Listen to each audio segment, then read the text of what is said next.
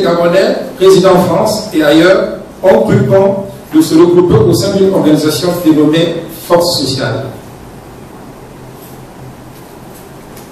D'abord, du point de vue étymologique, la force est l'ensemble d'énergie en vue d'une action. C'est aussi la capacité à produire un résultat. Et le social, c'est ce qui concerne la vie en société, qui a pour objectif l'amélioration des conditions de vie des couches défavorisées. En effet, Force sociale, qui se veut un mouvement républicain, regroupe en son sein les compatriotes de toutes les sensibilités ayant compris le programme politique du président Ali Bongo Ondimba et qui sont prêts à soutenir en dépit de leur appartenance politique au cas où ils se proposeraient ou si ils se proposeraient candidat à sa propre succession. Faire élire le président Ali Bongo afin qu'il parachève l'action entamée.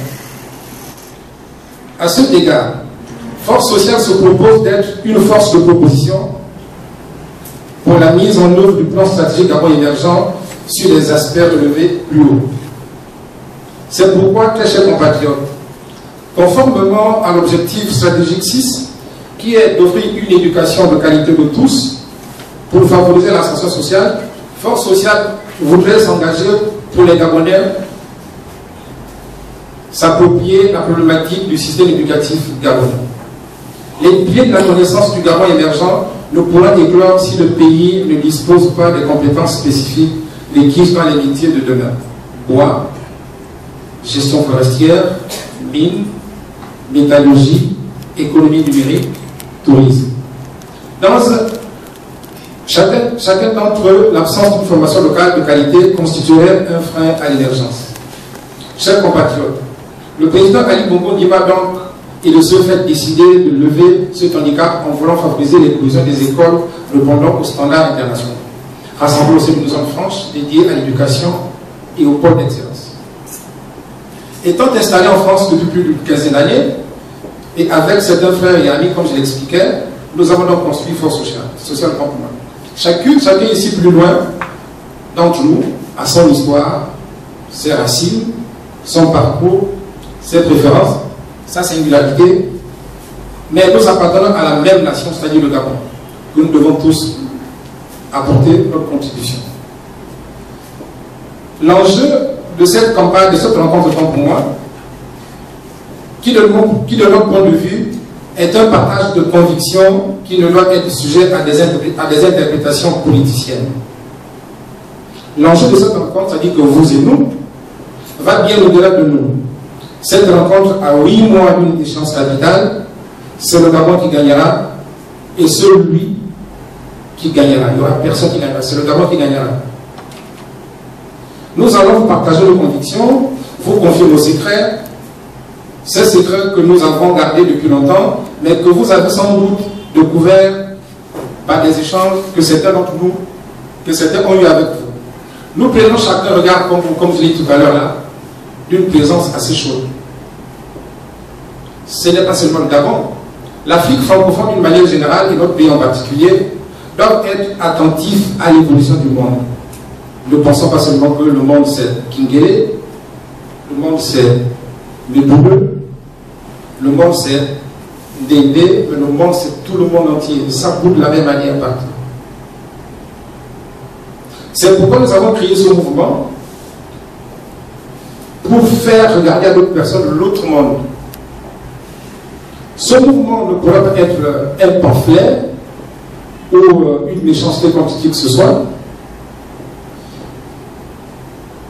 Au fur et à mesure qu'il avancera sur le terrain, il sera à la fois dans la polémique politicienne, en termes simples, ça veut dire pour agiter et afin de débattre.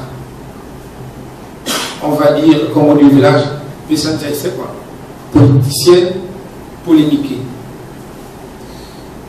Notre pays, le Gabon, qu'on le veuille ou non, est un des pays que les regards se retournent à chaque fois qu'il y a une élection présidentielle. C'est l'Afrique francophone, c'est le Gabon. Tout le monde connaît le rapport que le Gabon a avec la France. On ne va pas ici faire un cours. Il a une titre plus intéressant.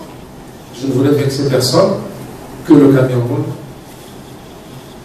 en termes d'enjeux bien sûr, que la Guinée équatoriale, en termes d'enjeux bien sûr, que le Congo, en termes d'enjeux bien sûr.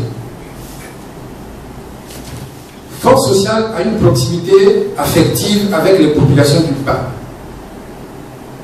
Parce que 70% de ceux qui ont créé Force sociale viennent du PAM.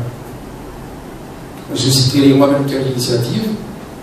Je citerai, il faut taper sur Google, vous verrez M. Yansounou Arnaud, il est avocat au barreau de Paris. Je citerai M. Amin Jaïberi, que mon neveu Julien connaît. Je citerai bien d'autres personnalités qui ont conçu ce mouvement, qui pour des raisons personnelles n'ont pas pu effectuer le déplacement de Bordeaux à Libreville. Donc, le regard que nous avons est un regard à la fois tourné vers l'extérieur. Et Force sociale a pensé que la manière de s'opposer au président Ali Bongo Ondimba nous exaspère et nous déboussole.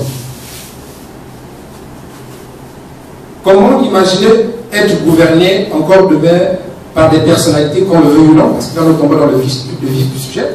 Il va falloir que dans 8 mois, si le camarade Ali Bongo Ondimba s'engage candidat, la réponse, vous allez la donner forcément dans l'isoloir. Comment accepter de se faire gouverner demain encore par des gens qui ont été aux affaires pendant plus d'un quart de siècle? Parce que si vous prenez 5 personnes d'entre eux, vous multipliez 25 ans, la somme de leur travail sur le plan scientifique fera 125 ans. Je ne sais pas si vous voyez l'addition ou l'opération. Vous le prenez au pif comme ça, les 5 opposants. L'opposant A a fait 25 ans aux affaires, l'opposant B a fait 25 ans aux affaires, l'opposant C a fait 25 ans aux affaires, l'opposant D a fait 25 ans aux affaires, l'opposant A a fait 25 ans aux affaires. Ça fait 100 ans de boulot. C'était ce calcul politique de tête. Si ils avaient travaillé de manière acharnée, étant aux affaires, on aurait véritablement eu un autre Gabon que nous voyons aujourd'hui, qu'on le veut ou non.